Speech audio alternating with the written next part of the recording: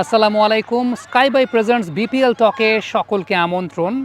Dhaka Capitals এবং দুর্বার রাজশাহী এই দুটো দলের বোলিং কম্বিনেশনটা অনেক বেশি মাত্রায় দলকে ভোগাচ্ছে বলেই দেখা যাচ্ছে। বিশেষ করে ফরচুন বরিশালের সঙ্গে ম্যাচটাতে, আগের ম্যাচটাতে আমরা দেখতে পেয়েছিলাম যে মুকিদুল মুগ্ধ বেশ ভালো পারফর্ম করেছেন। তার জায়গাটায় তাকে না খেলিয়ে খেলানো হচ্ছে আবু জায়েদ চৌধুরী রাহিকে। একটু উইয়ার্ড কম্বিনেশন, সব কিছু মিলে কম্বিনেশনের জায়গাটায় কনসিস্টেন্সিটা একেবারেই থাকছে না।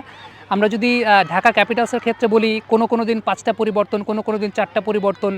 ফারমানুল্লাহ সাফি আবার এই ম্যাচটায় খেলেছেন। এর আগে দেখতে পেয়েছিলাম শুভম রঞ্জনে খেলছেন। আমরা চতুরঙ্গা ডিসিলভাকে কোনোদিনই ৪ ওভার বোলিং করানো হয় নাই। তিনি এসে হয়তো বা ২ ওভার বা ৩ ওভার বোলিং করছেন এবং সেই বোলিংটা অনেক বেশি মাত্রায় এলোমেলো। এমন না যে খুব quality bowling. Apart from Mustafiz সেই জায়গাটা আর কেউ কিন্তু ওইরকমভাবে কনসিস্টেন্ট না। থিসারা পেরেরা রেগুলার বেসিসে বোলিং করছেন না। মোসাদ্দেককে বোলিং করানো হচ্ছে, যখন থেকে নেওয়া হয়েছে মোসাদ্দেককে বোলিং করানো হচ্ছে।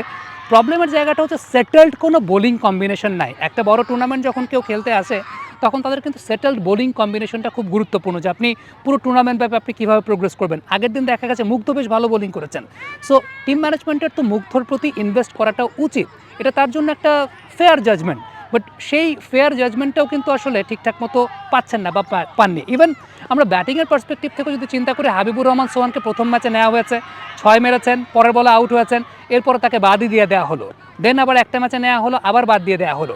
তো সব কিছু মিলিয়ে এই যে কম্বিনেশনের জায়গাটা, একে তো বোলিং অপশন অ্যাভেলেবেল থাকছে না, দ্বিতীয়ত ইয়াং প্লেয়ারদের উপর ইনভেস্টমেন্টের জায়গাটাও করা হচ্ছে না। তবে সবচেয়ে ইম্পর্টেন্ট ব্যাপারটা হচ্ছে বোলিং কম্বিনেশনটা। কারণ টি-20 ক্রিকেটে আপনি যদি বোলিং কম্বিনেশন না মেলাতে পারেন, আপনার যদি ৪ ওভার বোলিং করার মতো বোলার না থাকে, ইভেন ২০ ওভারের খেলায় অন্তত ২৪ ওভারের প্রিপারেশন নিয়ে একটা টিমকে আসতে হয়, সেখানে ১৬ ওভারের প্রিপারেশন নিয়ে মনে হয় ঢাকা ক্যাপিটালস আসছে। চায়না থেকে পাইকারি মূল্যে শীতকালীন পণ্য ইম্পোর্ট করুন স্কাই বাই বিডির মাধ্যমে। শাল, জ্যাকেট, হুডি, মোজা এবং বাচ্চাদের সকল প্রকার পণ্য আমদানি করে ব্যবসা করুন এই শীতে। তাই এখনই পাইকারি মূল্যে পণ্য ইম্পোর্ট করতে ভিজিট করুন www.skybybd.com অথবা প্লে স্টোর থেকে ইনস্টল করুন Sky by BD mobile app. দ্বিতীয়ত দুর্বার রাজশাহী নিয়ে যদি আমরা একটু কথা বলি, তাসকিন ছাড়া আর তো আসলে ওই লেভেলের বোলারই নাই। যারা আছেন তারা রেগুলার বোলিং অপশন খুব বেশি হ্যান্ডি হতে পারছেন না। আমরা দেখতে পেয়েছিলাম যে জিসান সর্বশেষ যে ম্যাচটা খেলেছিলেন, ৪ ওভার বল করে ১৮ রান দিয়ে একটা উইকেট পেয়েছিলেন। আফটার দ্যাট পরের ম্যাচটা তাকে ড্রপ করা হয়েছে ফর নো রিজন। জিসান কেন ড্রপ হয়েছেন সেটা কেউ হয়তো বা বলতে পারবে না। কম্বিনেশনটা একেবারে সেট হচ্ছে না, তাসকিনের উপর একটা আলাদা প্রেশার পড়ে যাচ্ছে। হাসান মুরাদ পারফরমেন্সের জায়গা থেকে খুব বেশি আস্থার প্রতিদান দিতে পারছেন না। আদারওয়াইজ তাসকিন এবং হাসান মুরাদ ছাড়া বোলিং কম্বিনেশনটাই আসলে গঠন করা নেই। সো এই টিমগুলো যখন দল গঠন করেছে, আসলে তারা কি প্ল্যান নিয়ে, বড় টুর্নামেন্ট, সেই জায়গাটায় ডেফিনেটলি তাদের বোলিং কম্বিনেশন নিয়ে একটা খুব গুরুত্বপূর্ণ বিষয়। আমরা ফরচুন বরিশালকে দেখেছি, তারা এক ওভার এক একজনকে বোলিং করানোর লাক্সারিটুকু পায়। প্রথম ৪ ওভারে ৪ জন বোলারকে তারা ব্যবহার করে, ৫ নম্বর ওভার আরেকজন বোলারকে ব্যবহার করে, মাহমুদুল্লাহ রিয়াদও আছেন। সো একটা দল যখন গঠন করা হয় তখন কিন্তু আলটিমেটলি দলগুলোর বোলিং কম্বিনেশন তারা খুব সুন্দর করে সাজায়।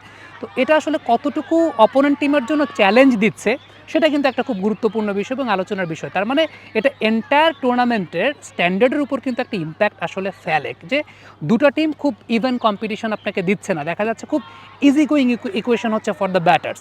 সো এই জায়গাগুলো ওই দলগুলোর একটু চিন্তাভাবনার জায়গা আছে, যে প্লেয়াররা পারফর্ম করেছেন তাদেরকে একটু অপরচুনিটি প্রোভাইড করা, আবার কম্বিনেশনের জায়গাগুলোতে একটু চিন্তা ভাবনা করে বা বিচক্ষণতার সঙ্গে কম্বিনেশনগুলো সেট করা, যেটা সত্যিকার অর্থে দুটো দলকে এই টুর্নামেন্টে দেখা গেছে যে একেবারেই আসলে আস্থার প্রতিদানটা তারা দিতে পারেনি, কারণ বোলিং কম্বিনেশনটা আসলে সেট হয়নি। কমেন্ট বক্সে আপনাদের মন্তব্য মতামত জানতে চাই, লিখে পাঠাবেন।